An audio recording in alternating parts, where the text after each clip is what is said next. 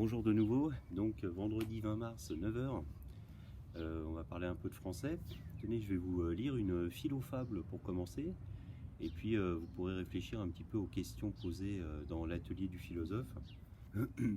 Donc les philofables, ce sont des textes rassemblés par Michel Picmal, et c'est vraiment un classique, hein, Et alors ce qui est pas mal, c'est que ce sont des petites histoires, hein, des contes, des fables, on appelle ça aussi des paraboles.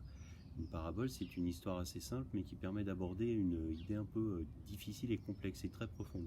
C'est pour ça d'ailleurs que ce livre est vraiment pour tout le monde, parce que quel que soit l'âge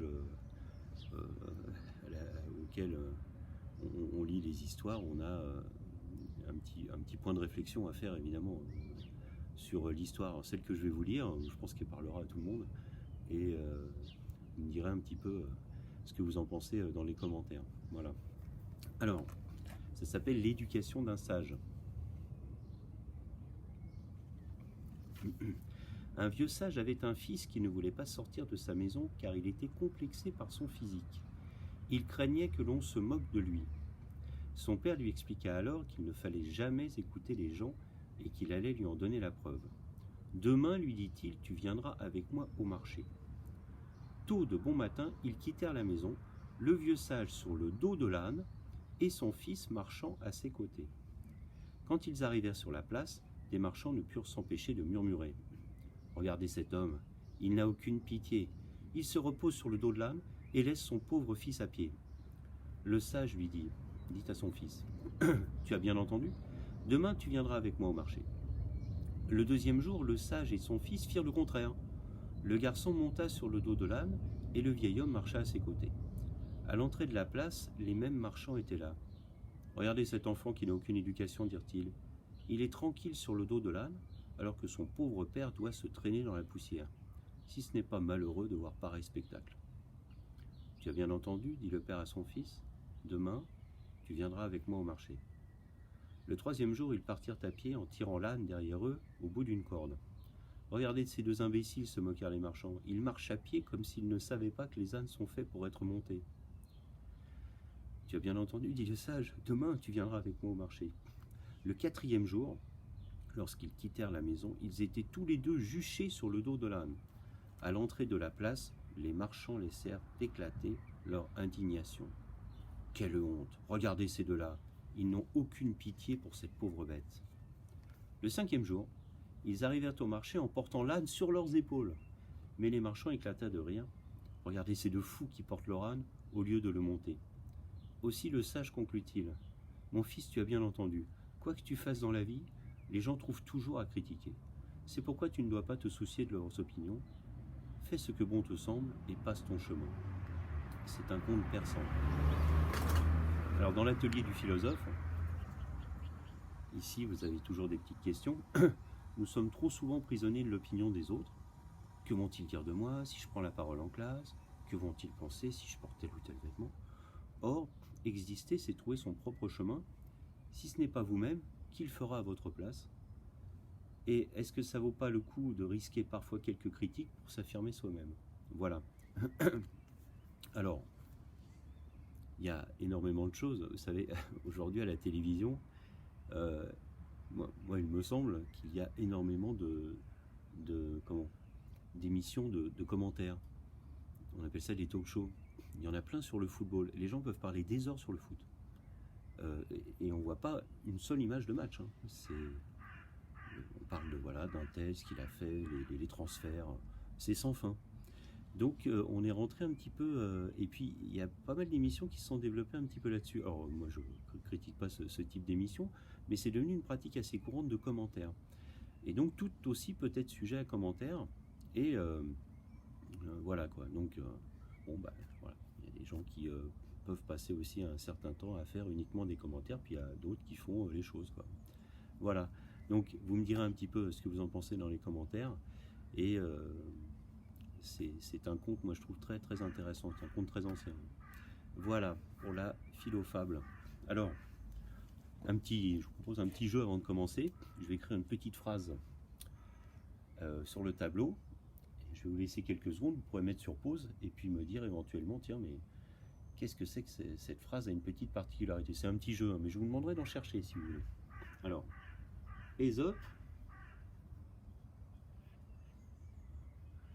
le poète, hein, vous savez, un poète grec qui a inspiré les fameuses fables et dont Jean de La Fontaine a fait une adaptation. Hein, d'accord, les fables de La Fontaine, la très très grande partie des fables de La Fontaine sont des reprises des fables d'Ésope. Voilà, il le dit dans l'introduction de son livre de fables, Jean de La Fontaine. Mais lui, il les a mis sous forme versifiée, sous forme vraiment de fables. Alors que Ésope, le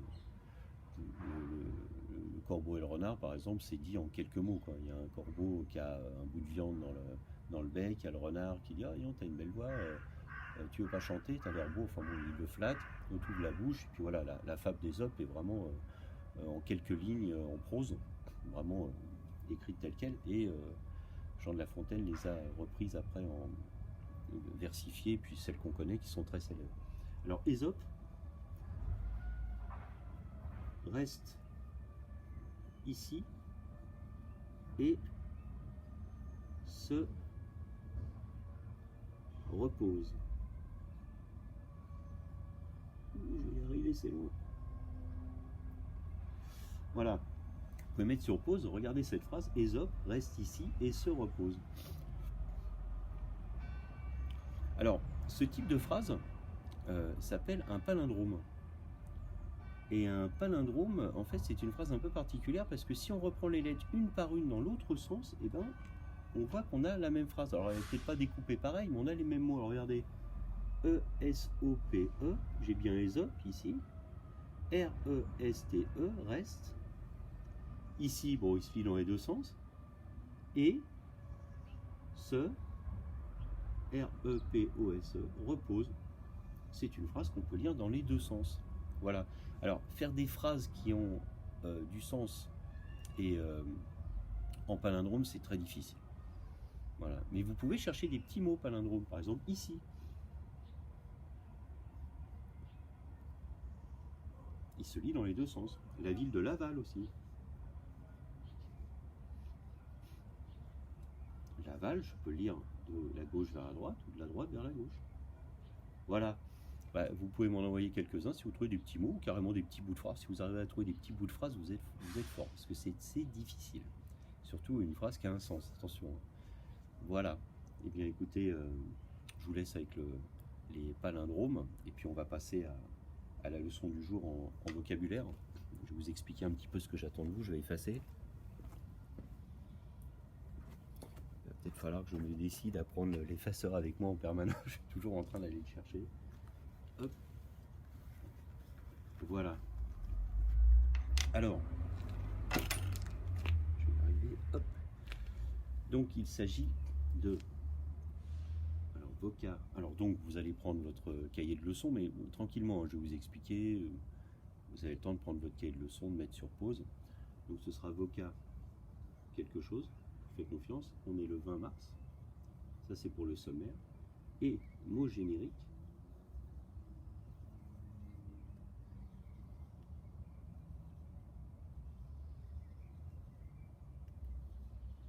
Et mot particulier.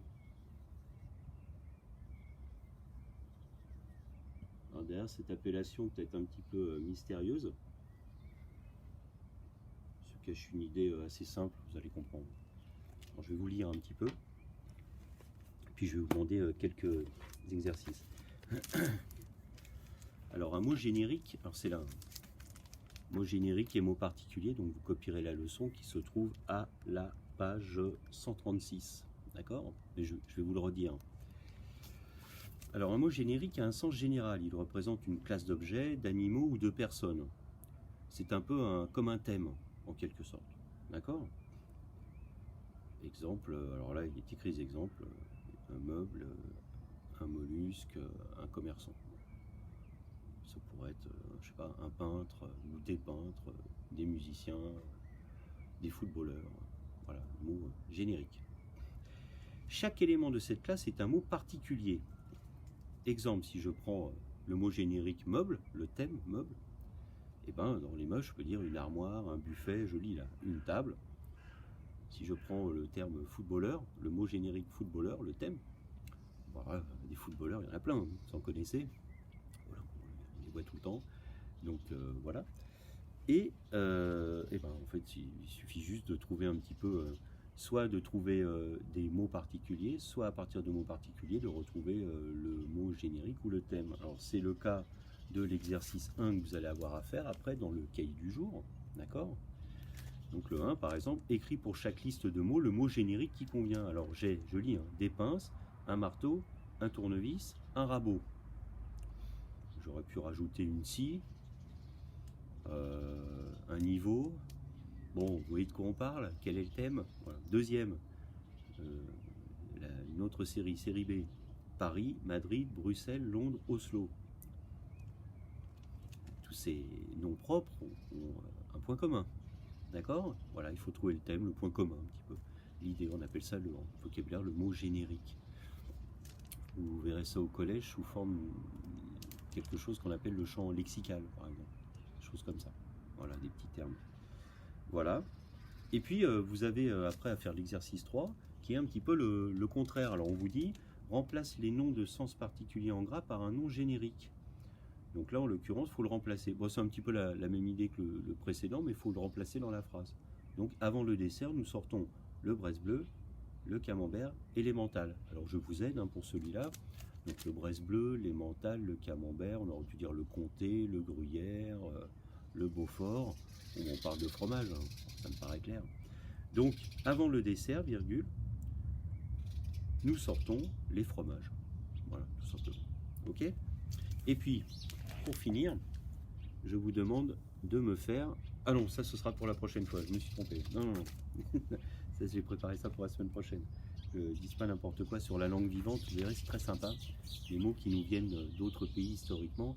D'ailleurs, il n'y a que ça. Hein. Donc, c'est formidable, c'est très intéressant. Donc, juste l'exercice 1 et 3. Alors, la leçon d'abord, dans le cahier de leçon. Voilà. Ensuite, dans le cahier du jour. Alors, si vous avez commencé par les mathématiques tout à l'heure, vous tirez un trait, hein, et puis vous faites le français. Sinon, si vous commencez par le français, bah, écoutez, sous la date, vous avez le choix. Hein. Soit vous commencez. Moi, je vous invite quand même à copier la leçon d'abord. Donc, la leçon, c'est page 136, hein, on est bien d'accord. C'est l'encart bleu, hein, ici. Donc, page 136. Et puis, les exercices dans le cahier du jour, ici. Donc, exercice 1. Et on recopie les listes, hein, tant qu'à faire, s'il vous plaît.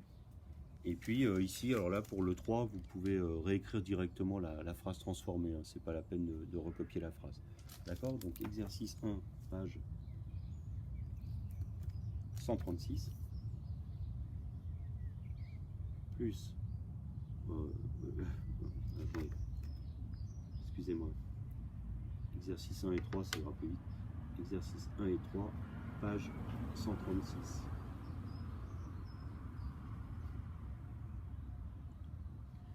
Voilà, bah écoutez, je vous souhaite une bonne journée. Je vous dis à tout à l'heure, 16 h.